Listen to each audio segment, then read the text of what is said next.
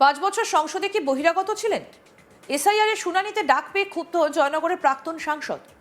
Voter তালিকায় বিশেষ নিবিড় সংশোধন প্রক্রিয়ার কাজ চলছে জোর কদমে, আর বহু মানুষকে শুনানির জন্য ডাকাও হয়েছে। এবার শুনানিতে ডাক পেলেন দক্ষিণ 24 পরগনার জয়নগরের প্রাক্তন সাংসদ চিকিৎসক তরুণ কুমার মণ্ডল। মঙ্গলবার দুপুর 12টা নাগাদ শিবপুরের বি গার্ডেনের কলেজ ঘাট রোডে পূর্ত দফতরের অফিসে শুনানিতে হাজির হতে বলা হয় তরুণবাবুকে। নির্বাচন কমিশনের নির্দেশ মতোই তরুণবাবু যাবতীয় নথি নিয়ে শুনানিতে অংশ নেন।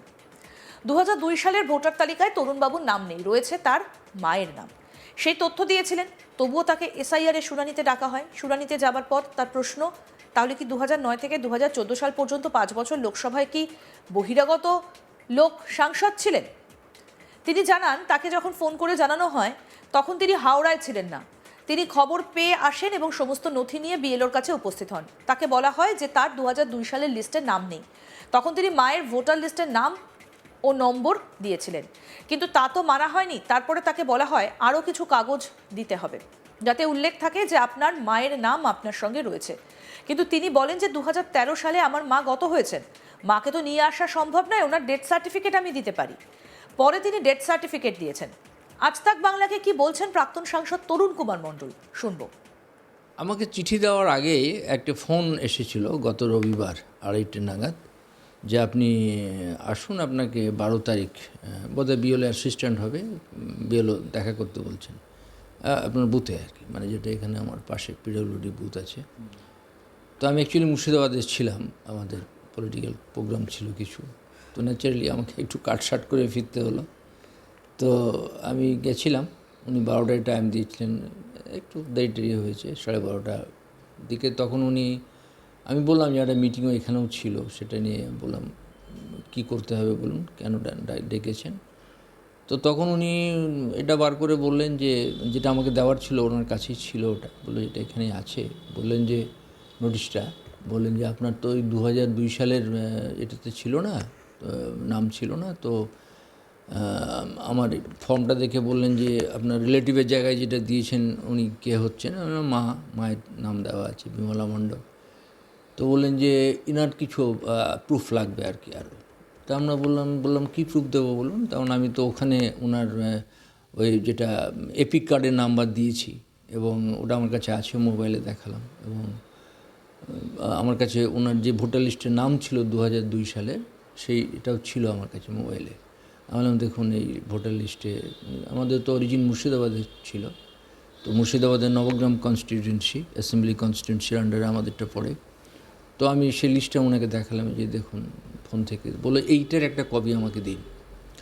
তো আমি ঠিক আছে, বার করে দিচ্ছি এখান থেকে। তো তারপরে উনি বললেন যে দেখুন আজকে পর্যন্ত আজকে একটা নতুন ডাইরেকশন আবার এসছে, আগে তো লিস্টের তালিকা থাকলে হয়ে যাচ্ছিল, তাতে ওরা বলছে আরও কিছু দিতে হবে, আরও কিছু প্রুফ দিতে হবে।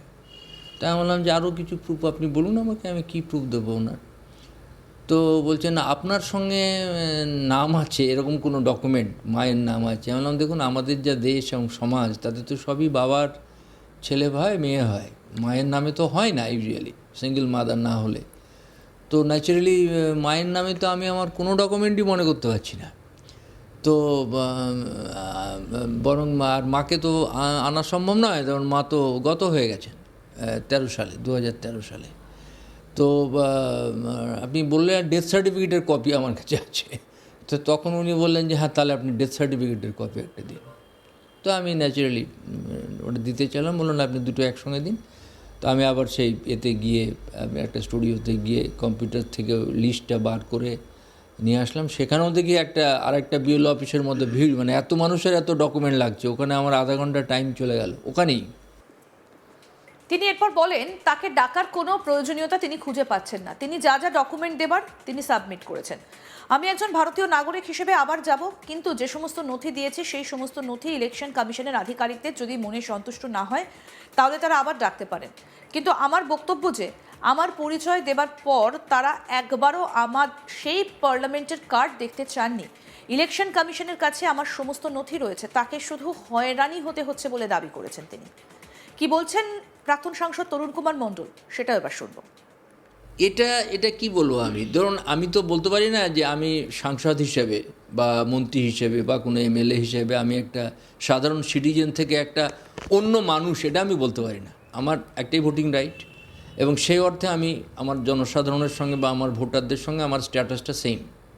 কিন্তু ইন কোয়েশ্চেন অফ আইডেন্টিটি, আমার আইডেন্টিটিটা এই জন্য এখানে আরও স্ট্যাবলিশড, কারণ আমি নিশ্চয়ই একজন ফরেনার হয়ে ইন্ডিয়ান পার্লামেন্টে নিশ্চয়ই সার্ভ করে আসিনি, এবং আমার পকেটে সেই কার্ডটা থাকে সবসময়। ওনারা কিন্তু আমার পরিচয় জানা সত্ত্বেও এটা কিন্তু দেখতে চাইলেন না। তো এই যে একটা কথা, তখন আমি যদি আমার ভোটার লিস্টে যদি নাম না থাকতো, তাহলে তো আমি এমপির ফর্ম ফিল আপই করতে পারতাম না, নমিনেশনে জমা দিতে পারতাম না, এবং তখন আমাদের এফিডেভিট দিতে হয়। সেই এফিডেভিটে আমাদের ঠিকানা, নাম, আমি কোথাকার ডোমিসাইল, এবং আমাদের রোজগারগুলো বলতে হয় যে এই আমার ফ্যামিলি বা আমার স্ত্রীর সহ রোজগার, এবং এটা পাবলিকও হয়, প্রেসও এগুলো বার করে, এবং এগুলো গভর্নমেন্টের কাছে আছে। তো ধরুন 9 সালে আমি জয়নগর থেকে ভোটে এসইউসিআই কমিউনিস্ট পার্টি থেকে জিতেছিলাম, আবার আমি 14 সালেও লড়েছিলাম, কিন্তু আমি হেরেছি সে বছর। তাহলে দুবারই আমাকে কিন্তু দিতে হয়েছে, এফিডেভিট দিতে হয়েছে, এবং আমার সমস্ত কিছু ডিক্লেয়ার করতে হয়েছে গভর্নমেন্ট। হ্যাঁ, নির্বাচন কমিশনের কাছেই আছে এগুলো গভর্নমেন্ট অফ ইন্ডিয়া তো খুঁজতে হবে না, নির্বাচন কমিশনের কাছেই আছে এগুলো। খুব লং পাস্ট এগুলো ম্যাটার নয়। এবং আমার বয়স ধরুন এখন জাস্ট 67 আপনি ধরতে পারেন। তাহলে 67 ইয়ার্স একটা মানুষ যে এত বছর থেকে ভোট দিচ্ছে, এবার এতেও ভোট দিয়েছি, এখানে এই লোকসভাতে ভোট দিয়েছি 24-এ, এখানেই দাঁড়িয়ে ভোট দিয়েছি। তো এত কিছু হয়েছে, তার মধ্যে আধার হয়েছে, কত কিছু হয়েছে। এবং আমি আরও বড় কথা হচ্ছে যে তারও আগে আমি সেন্ট্রাল গভর্নমেন্টের সিনিয়র অফিসার ছিলাম। আমি আজ সিএমও, এবং কোথা থেকে ভলেন্টারি রিটায়ারমেন্ট নিয়েছি শুনলে আপনার ভালো লাগবে।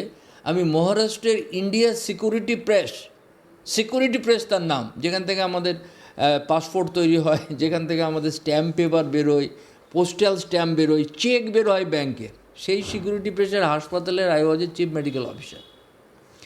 এবং সেখানে আমি 5 বছর কাজ করে 2007 সালে আমি সিঙ্গুর নন্দীগ্রাম আন্দোলনের সময় আমি ভলেন্টারি রিটায়ারমেন্ট নিয়ে নিলাম।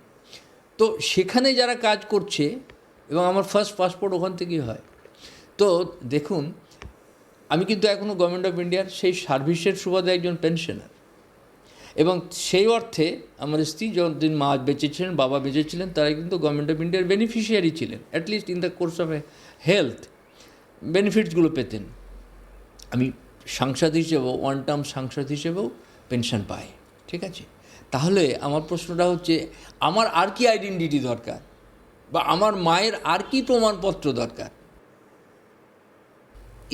এটা কি বলবো আমি? ধরুন, আমি তো বলতে পারি না যে আমি সাংসদ হিসেবে বা মন্ত্রী হিসেবে বা কোনো এমএলএ হিসেবে আমি একটা সাধারণ সিটিজেন থেকে একটা অন্য মানুষ, এটা আমি বলতে পারি না। আরও আপডেট পেতে দেখতে থাকুন আজ তাক বাংলা। সাবস্ক্রাইব করুন, নোটিফিকেশন পেতে বেল বাটন অপশন প্রেস করুন।